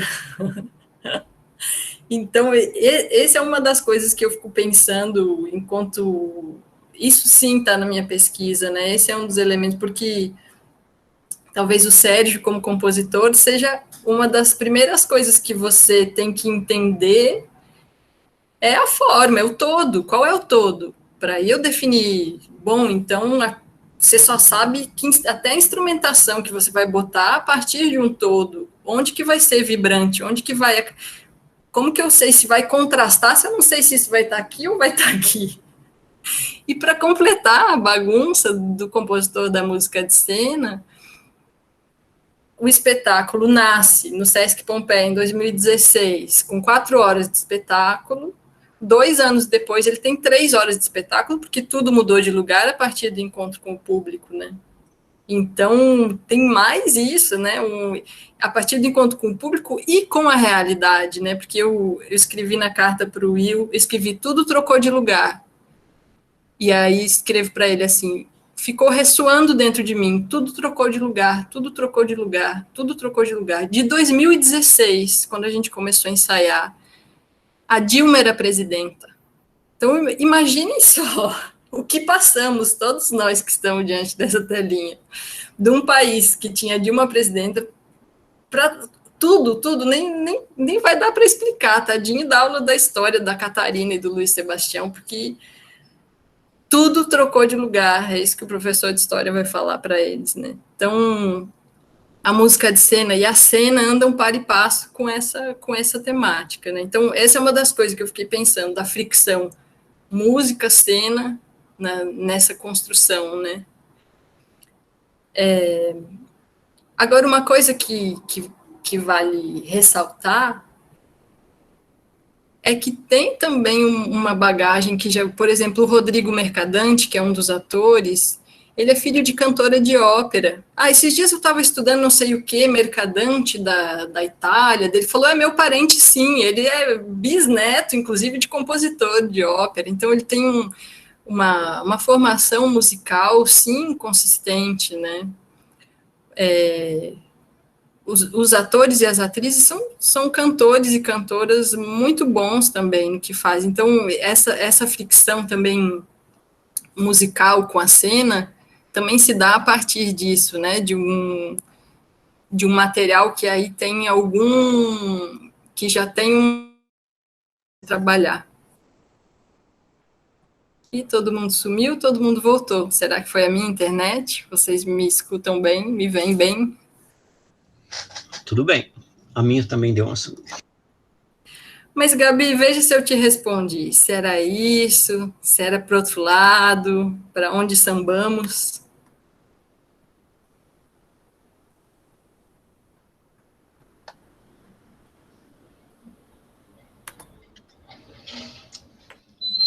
Tá fechado, Gabriela.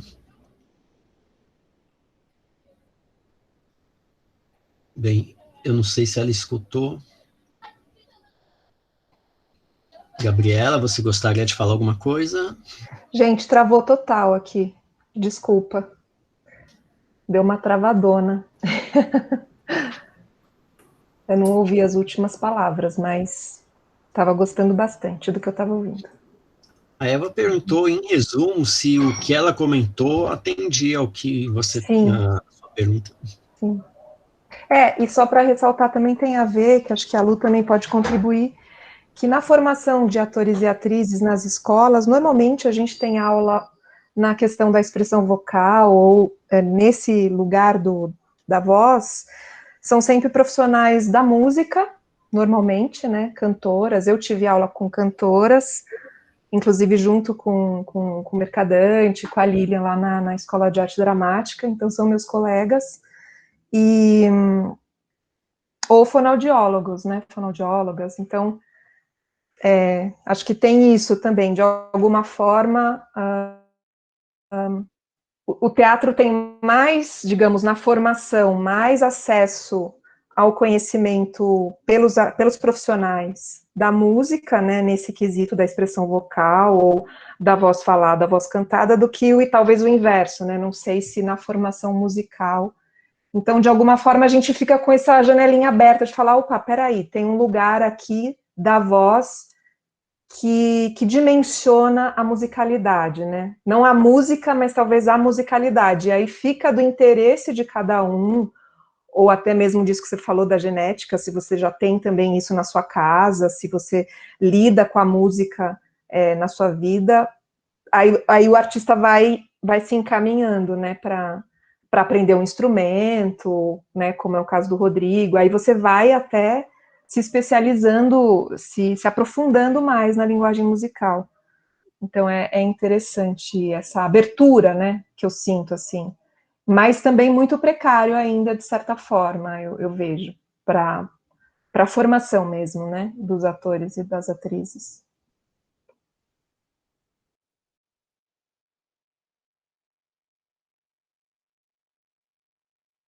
A gente fica tendo que correr por fora, né, para fazer aula disso, aula disso, aula daquilo, aula de percepção, aula de...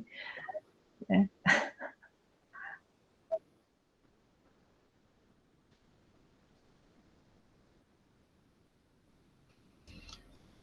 Gente, a conversa está ótima, fantástica, mas nosso horário, o horário que a gente tinha previsto já está chegando um pouquinho. A Paula está com a mão levantada, eu gostaria de passar a vez para ela. Por favor, Paula. Sérgio, obrigada, viu? Porque você me deu chance de aproveitar de um outro lado aqui hoje. A gente vai depois conversar como que a gente vai fazer esse revezamento aqui, porque foi muito bom para mim também. E aí, assim, antes que eu esqueça, né? Eu estou dando risada, porque é coisa de orientador, né? Mas eu já fiquei pensando que os seus textos das cartas seriam um elemento que conectam os capítulos, que poderia conectar os capítulos, né? Porque ele daria todo o tom da discussão. Mais ou menos como funcionaria uma epígrafe, cada carta poderia... E poderia entremear também, sabe? Aquela pausa, né? Que a gente também precisa, muitas vezes, né? Na hora que tá. E é justamente quando a gente dá uma pausa na escrita também. É engraçado que muitas vezes quando a gente deixa de escrever é a hora que a gente percebe que é o horário que também que quem nos lê precisou também, né? Então, de repente, olhar para esse movimento que está contido aí na escrita e isso se transformar num guia da forma.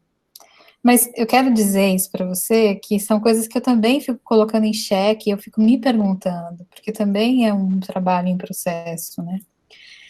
E aí, sobre a escrita, eu ia comentar com vocês o seguinte, que há muito tempo que eu não me preocupo muito. Então, assim, não é que eu não me preocupo muito com a negação de um artigo, com a negação de um capítulo que eu envio, porque eu faço um esforço tremendo para me comunicar, e é óbvio que eu quero me comunicar, isso não está em questão. Mas, para mim, eu não quero comunicar o que querem que eu comunique, eu quero comunicar o que eu tenho a dizer. Então, eu acabo me preparando para cada vez que eu envio alguma coisa, para receber um não. Isso já é... e é um não, assim, para aquilo que eu tenho a dizer, né? Então, assim, demorou até eu falar isso com uma tranquilidade, para falar assim, ok, se falar não, tá tudo bem. E aí eu estava revendo sobre a forma de escrever, porque é esse gigante que fica, né, andando com a gente aqui, essa preocupação. E aí fui olhar que quando vem o prefácio de algum livro que eu organizei ou que eu escrevi, eu fico sempre muito curiosa de saber o que é que foi percebido, porque é a primeira devolutiva, né, do que foi. E aí, só para dizer para vocês o que os prefaciadores de dois trabalhos que eu achei muito importantes de ter feito, porque eles, de fato, estavam em tempos onde a pesquisa artística não estava nem perto de eu saber que existia, e de que eu não abria mão de falar o que eu queria dizer, né? Um é de 2008, em que a prefaciadora diz assim: Paula Molinari, de forma corajosa, descreve a trajetória, mas esse corajosa, depois, dentro do texto todo, é assim, eu fiquei pensando, será que esse corajosa é um elogio ou não, né?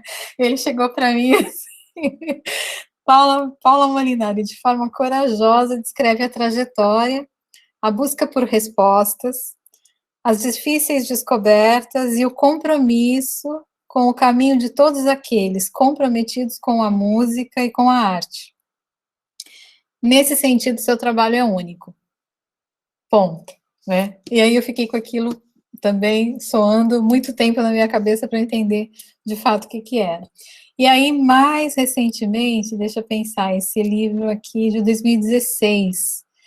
E aí é um livro que eu organizei, e aí tem um capítulo lá, que quando a Evanise falou da etnografia, né? Teve um momento que e ainda penso, né, assim, a gente fala tanto da questão da grafia, então, desse etnografia, mas e a etnossonia? Então, para quem lê o Zumthor, para quem lê vamos esquecer a pesquisa artística, mas vamos pensar o seguinte, a gente tem o Zumthor para dizer o seguinte, que em presença e em performance, seja lá o que eu faça, ele vai carregar a história daquilo que eu sou, onde eu sou e como eu sou, né? Então, é histórica, é social. Então, puxa, não é uma etnografia. Então, se a gente tem que ter, a minha briga naquele momento, assim, interna era, ora, se eu quero um rigor epistemológico, eu tenho que falar de uma etnossonia, porque a grafia não vai dar conta do meu estudo. E aí escrevo para a etnossonia. E tentei publicar esse artigo em muitos lugares. E todos os lugares foram rejeitados, e foram rejeitados com as revisões muito aclamadas, assim, sabe, eu percebia o nervosismo do revisor, dizendo para mim assim, como se ele gritasse para o meu ouvido, como? Você quer dizer, então, que quem faz etnografia não tem rigor epistemológico? E tudo isso foi me ajudando a trabalhar a forma com que eu falava disso, porque quando eu ouvia inflamado, eu falava, puxa vida, eu acho que eu falei de forma tão veemente que eu acabei machucando o cara do outro lado. E aí eu fui transformando o texto para conseguir falar, porque eu não queria causar isso, eu queria que ele pudesse me ouvir, ele também, né? E aí foi engraçado que o prefaciador escreveu sobre o meu capítulo, então. O seguinte. Fechando o livro, Paula Molinari busca possibilidades de organização do intangível, do invisível, do indizível e do imaterial na construção de formas de análise amparadas na etnossonia. Encerramento feito de forma oportuna quando consideramos que em todo o livro a imaterialidade e os silêncios comunicacionais transpassam e conectam os textos em seus múltiplos discursos e relatos. E é o texto que eu tentei muitas vezes mandar e nunca foi aceito. E aí recebeu esse comentário. Mas para dizer assim, que a gente não está nem preparado para receber um texto e para... Os nossos instrumentos de avaliação não estão preparados para receber um texto que esteja em qualquer outra matriz, que ele venha de qualquer outra matriz. Então, é um longo caminho aí que nós precisamos fazer. Mas aí agora, conforme a Ivanise falava, eu lembrei, falei, puxa, os prefácios, né, de como que isso vem acontecendo. Não está tão diferente, mas já está diferente, né? Então, era isso. Só para dizer que acho que é um bom tema para a gente continuar. Como é que essa escrita pode acontecer? Então, obrigada, gente. Tá, devolvo a bola aí para o Sérgio para fazer o encerramento. Ah, Paola, ainda bem, senão eu já era. Ai, Paola.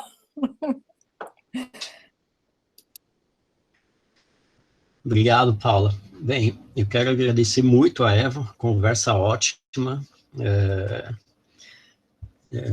a experiência que ela compartilhou com a gente nessa tarde. Obrigado, Eva. Quero agradecer a todo mundo também pela participação, todo mundo até agora junto com a gente. Em breve teremos mais. A Paula tem uma programação mais para frente aí de novos entrevistados, que eu não me lembro os nomes agora, mas se ela quiser falar. Estão aqui, hein, os nossos entrevistados, estão em peso. A próxima é a Luciana, depois a Gisele e depois a Gabriela. É isso mesmo? Acertei a ordem? É isso aí. Então, a gente vai ter. E depois, em maio, aí começa um outro ciclo, em que aí nós teremos os orientadores de pesquisas artísticas e aqueles que já defenderam as suas pesquisas artísticas. Aí vem essa outra fase. Não percam, cada vez melhor. Obrigada, gente. Eva, quer falar alguma coisa, se despedir?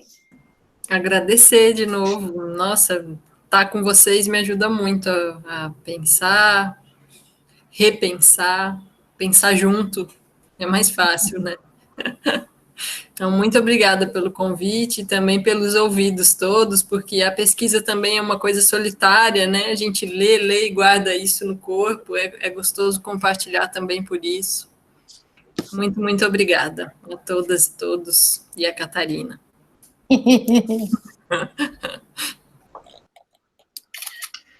Obrigado, Eva. Obrigado a todo mundo. Obrigada, Eva. Obrigada a todos também. Tchau, gente. Até a próxima. Tchau, Uma gente. boa noite Valeu. para vocês. Até mais.